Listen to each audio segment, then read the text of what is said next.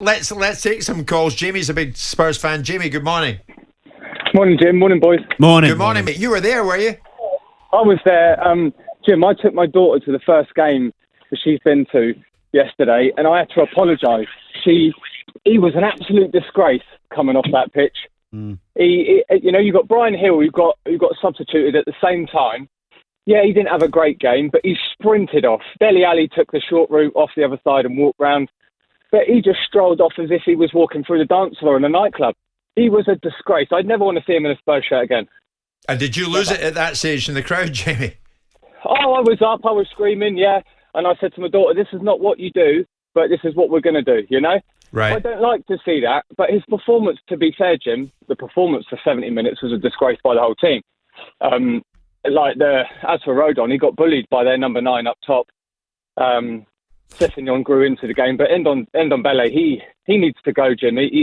He's not good enough. He's not got the right attitude. He'll probably go over to Spain or Italy and pull up trees and be fantastic. But he's not for Spurs. He's not a Conte player. No way. No, Jamie, thanks for the call. Very honest call there from Jamie. Nick's a big Tottenham fan. Nick, good morning. Morning, gents. Morning. Hi, Nick. Were you incensed by this, Nick? Yeah, I was there. I didn't boo. I don't really believe in booing your own players, but I did shout out, "Come on, get off the pitch quicker. You've been useless." He had been.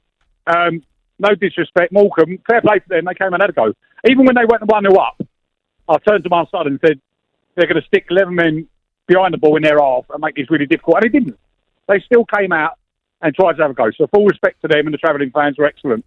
But record signing. Yeah. If you can't take a game like that, no disrespect to them, but if you can't take a game like that by the scruff of the horns and turn the game on, I mean, he was lethargic, sideways, 5-yard passes, the occasional little flick and backheel, something fancy. But, my God, and then when he got subbed off, I mean, Brian Gill subbed off at the same time. Yeah. He actually ran past him, sprinted past him, Yes, and as he ran past, yes. he tapped him and waved as if to say, "Come on." So you can't con the fans. Well, Danny? we're all in unison with the way you have to take being subbed. You have to come off and do the right thing and shake the hand of the player coming on. Can I just ask you quickly in the midfield area? Yeah. I've seen Winks come on, play a few games recently. Been really good. Like he's back at it, creative. And then in the game against Chelsea, I know he played Skip and Højbjerg. I was surprised Winks didn't. I think he's more creative than Skip. Wouldn't you agree? Yeah, I'll be honest with you. I actually was surprised that, and I didn't think I'd say this from last season, I was actually surprised that Winks didn't get in ahead of Højbjerg. Now, he's come in for a little bit of unfair criticism this season, Højbjerg, from some of the fans. But I think the worst thing for him was Skip coming through, because last season, Højbjerg was that destructive. He gets his shirt dirty, he gets in there, makes all those blocks and tackles. He's what we've been crying out for ages. But on the ball, he seems a bit panicked. He seems like he hasn't got that composure in the middle of the park. Since Skip's come in and he's added that fire in there, making the blocks and the tackles, but he's good on the ball and transitions the ball well from defence to attack. It's actually exposed some of the frailties in Højbjerg's game. And I was surprised that Winks didn't get the nod ahead of Højbjerg, especially with the number of games he's played. I think he looked very, very tired, Højbjerg. Good comments. Good comments from you, Nick. Thank you for that, mate. John, another Tottenham fan, they're lining up to talk to us this morning. John, good morning. Good morning, guys. Hi, John. Good morning, mate. What's your take on this thing with Ndombele? Do you think he's played his last game, John? I hope so, but I pretty much doubt it because, we signed him for 60 million. He's on 20 grand a week, 200 grand a week. Levy's not really going to sell him for anything less than 50 million, I don't think. And I don't think there's many clubs out there that can afford his wage. So he's going to be another one that's going to sit on the bench and take 200 grand a week. I think our recruitment over the last couple of years has been appalling. Yeah, I agree. You've got rid of the likes of Waitrose and you've bought in Audi. So we got rid of Ndombele, we got rid of Ericsson, and who did we get? We got Lo Celso, Tanguay and Ndombele. We got rid of Trippier and we got Doherty. And we got rid of Gazzaniga, who was a class number 2 goalkeeper, and got Chiellini, which Yeah, I remember that, John. on a You're Sunday right. When he went, there was a bit of an outcry. I mean, Simon. I mean, Vertonghen and Alderweireld going as well. Yeah. And Yeah. I know Romero's injured, but Rodon's not really pulled up. John's through. saying that Levy would want something like 50 million for No, I don't. Ndombele. I mean, Less than that. It would surely be less than that, wouldn't it? Well, Daniel will want 100 million if he could get it. But the point is what the market dictates. And if he's been bought for 55 million quid, as a matter of fact, after 3 years at Tottenham Hotspur, he's on their balance sheet at 22 million quid.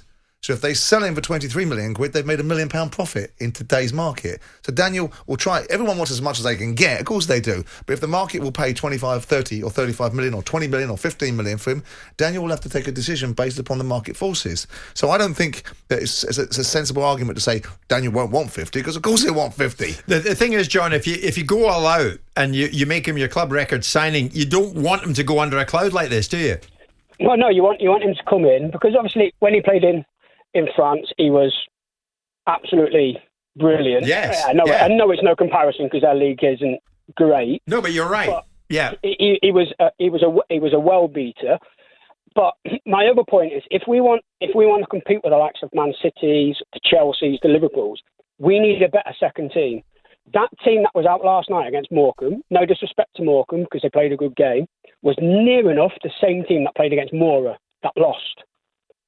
Absolute shambles. But, I mean, you have to bring on big boys just to score a goal. Ndombele We've got goal scorers in that team. Ndombele gets into the French team, and you've got to be a decent player to get into that team. It must be just as much about the environment that he's playing in as it is about himself as well, because it's all well and good just saying it's all the player, and I'm always in the camp of saying focus on the player.